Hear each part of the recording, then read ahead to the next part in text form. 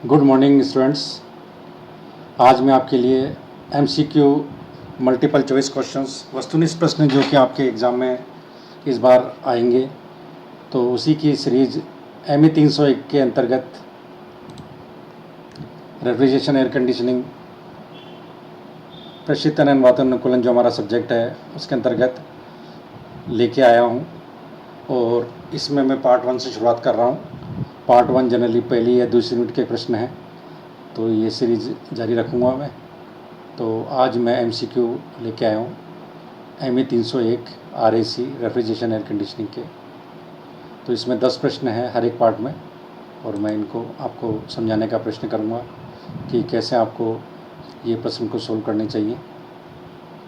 तो पहला प्रश्न है, निम्न में से किस प्रशीतक का सबसे कम क्वथनांक बिंदु होता है, यानी बॉइलिंग पॉइंट।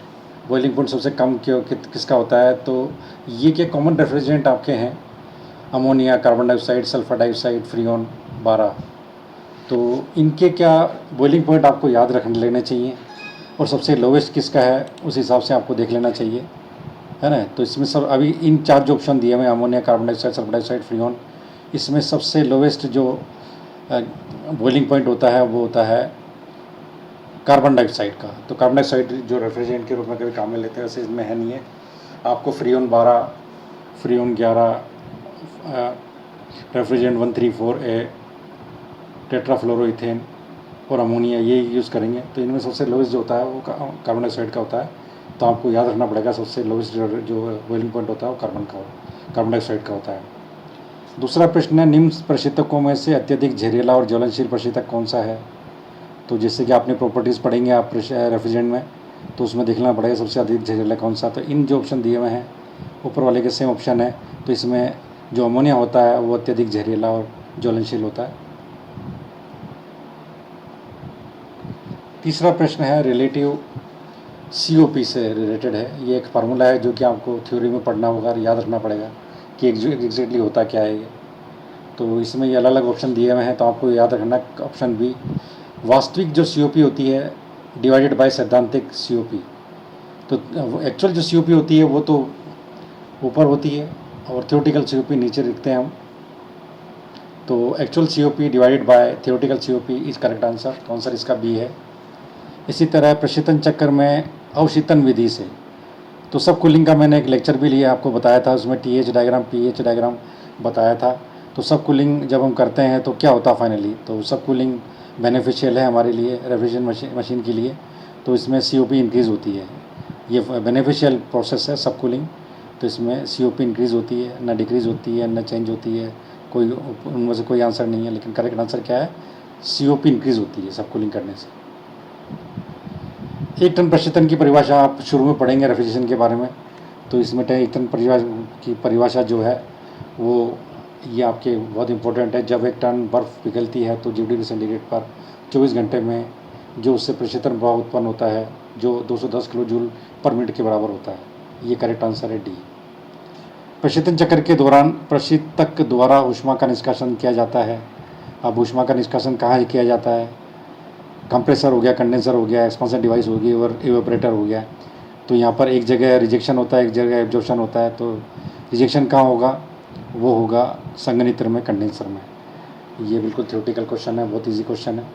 थोड़ा सा आपको विपरीत साइकिल को ध्यान से पढ़ना चाहिए, और किस कंपोनेंट का क्या फंक्शन है उसको आपको समझ लेना चाहिए। 1 टन प्रशीतन किसके बराबर होता है, तो 1 टन प्रशीतन जो होता है 3.5 किलोवाट के बराबर होता है। किलोवाट को जब हम किलो जूल पर मिनट में चेंज करेंगे तो ये करीब करीब 3.5 को आप 60 से करेंगे, किलो जूल पर सेकेंड को मिनट में चेंज करेंगे तो कैसे आएगा, 60 से मल्टीप्लाई करेंगे तो 210 किलो जूल पर मिनट आएगा। करेक्ट आंसर है इसका बी। वाष्प अवशोषण प्रशीतन निकाय में सामान्य रूप से उपयोग में लिए जाने वाला प्रशीतक है। तो वेपर ऑब्जर्वेशन सिस्टम में जो रेफ्रिजरेंट काम में लेते हैं वो लेते हैं हम एक्वा अमोनिया। तो करेक्ट आंसर है डी। निष्पादन गुणांक हमेशा होता है, तो COP हमेशा क्या होती है, हमेशा ये हमारी एफिशिएंसी हमेशा 1 से कम होती है, लेकिन COP हम हमेशा 1 से अधिक लेती हैं। और COP क्या है, एक रेफ्रिजरेटिंग मशीन का एक मानक है, और इसका मतलब होता है COP इज इक्वल्स टू प्रशीतन प्रभाव divided by work done by the compressor, compressor द्वारा किया गया कार्य। और हम हमेशा ये चाहते हैं कि कार्य हमारा इनपुट के रूप में कम हो और हमें आउटपुट ज़्यादा मिले। तो इसमें जो कूलिंग होती है रेफ्रिजरेटर मशीन की वो अधिक होती है, तो इसलिए COP हमेशा COP की जो रेफ्रिजरेटर मशीन की 1 से अधिक होती है, तो 1 से अधिक, आंसर C करेक्ट है।